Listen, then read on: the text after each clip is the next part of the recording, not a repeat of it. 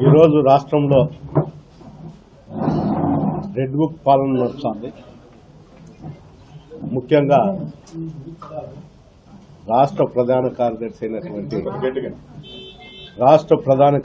అయినటువంటి గోరంట్ల మాధవ్ నోటీసులు ఇవ్వడం కూడా జరిగింది. అంటే ఈ రాష్ట్రంలో వైఎస్ఆర్సీపీ నాయకులను కార్యకర్తలను భయపెట్టేదానికోసము భయాందోళన సృష్టించి పార్టీ క్యాడర్ను నిర్వీర్యం చేసే విధంగా జరుగుతుంది. ఎన్ని కేసులు పెట్టినా ఎవరి మీద పెట్టినా కూడా ఇది వైఎస్ఆర్ పార్టీ జగన్మోహన్ రెడ్డి గారి నాయకత్వంలో ఏ కార్యకర్త గాని ఏ నాయకుడు గాని భయపడే ప్రసక్తే లేదు. అందులో రాయలసీమ ప్రాంతంలో ఎప్పుడు కూడా కార్యకర్తలు గాని నాయకులు గాని దృఢంగా ఉంటారు. పార్టీ మీద నమ్మకంతోనే ఇలాంటి పార్టీ 9 నెలల్లోనే సంక్షేమ పథకాల వైపు చూడకుండా కేవలం అరెస్టుల పర్వం మీదనే తెలుగుదేశం గవర్నమెంట్ ఆధారపడి పార్టీ నడుపుతారు. ఇవి ఎన్ని రోజులు చాలు. ఈ రోజు వాళ్ళు చేస్తారంటే ఇక్కడ నాయకులను భయపెట్టేదానికోసమే చేస్తారు. వైఎస్ఆర్ పార్టీలో మేము అయితే మటుకు పార్టీ ఉన్నంత వరకు ఏ నాయకుడు కూడా భయపడే ప్రసక్తే లేదు. ఎన్ని కేసులు పెట్టినా ఎన్ని విధాలుగా ఇబ్బందులు గురి చేసినా కూడా మేము పార్టీలో ఉంటాం. మాధవ్ అరెస్టు కూడా చాలా ఎప్పుడో 3 ఏళ్లది 4 సంవత్సరాలతో ఈ కేసు నోటీస్ ఇచ్చినారు. నోటీస్ ఇవ్వడం జరిగింది. ఆ నోటీసు కూడా ఈరోజు ఆయన పోయి సంజయ్ చేయడం కూడా జరుగుతుంది.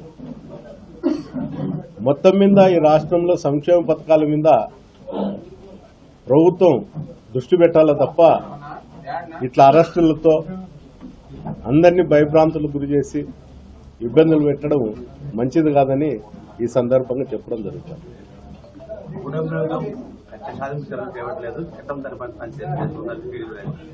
రేపు కూడా అదే తెలుస్తుంది కదా, చట్టమే చేసేది. మేమేం చేయము. అవి మేము చెప్తే చట్టం అవలంబించుతుంది అంతే. అది ఈరోజు రేపు మళ్ళా నైట్ వస్తుంది, తెల్లారుతుంది. రేపు కూడా అదే విధంగానే ఉంటుంది. ఈరోజు మేము బాధపడుతున్నామనో లేకపోతే మేము భయపడించుకుంటే ఇంకా మళ్ళాసారి కంటెస్ట్ చేయరనో లేకపోతే ప్రజలు ఓటేసేకి రారు అనుకోవడం చాలా తప్పు. రేపు అనేది ఒక రోజు ఉంటుంది. ఆ రోజును ఎవరు కూడా మర్చిపోయే పరిస్థితి అయితే ఉండదు. ఇబ్బంది పడిన ప్రతి నాయకుడు ప్రతి కార్యకర్త ఆలోచనతోనే ఉంటాడు. ఏంటికి ఆలోచనలో ఉంటాడంటే ఈరోజు ఇబ్బంది పడినాడు కాబట్టి వాళ్ళే చెప్తారు మీ ప్రభుత్వంలో మా వాళ్ళని ఇబ్బంది పెట్టినారని. జగన్మోహన్ రెడ్డి గారు ఎప్పుడు కూడా అలాంటి ఆలోచన చేయలే.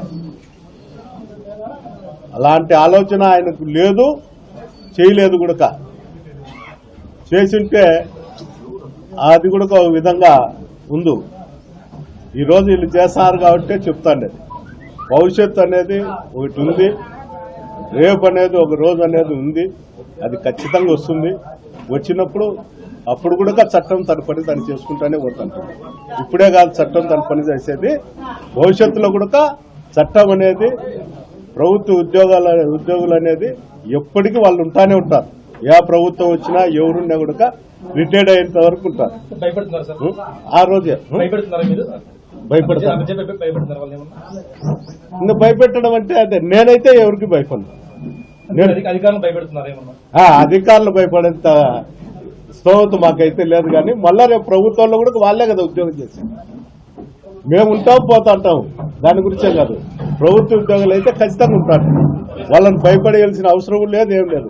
ఇదే అధికారులే రేపు కూడా పనిచేయాల్సిన పరిస్థితి అదే కదా ఉండేది. తినేది వేరే విధంగా ఏం లేదు. ప్రభుత్వ ఉద్యోగుల మీద కానీ వ్యతిరేకత ఏం లేదు.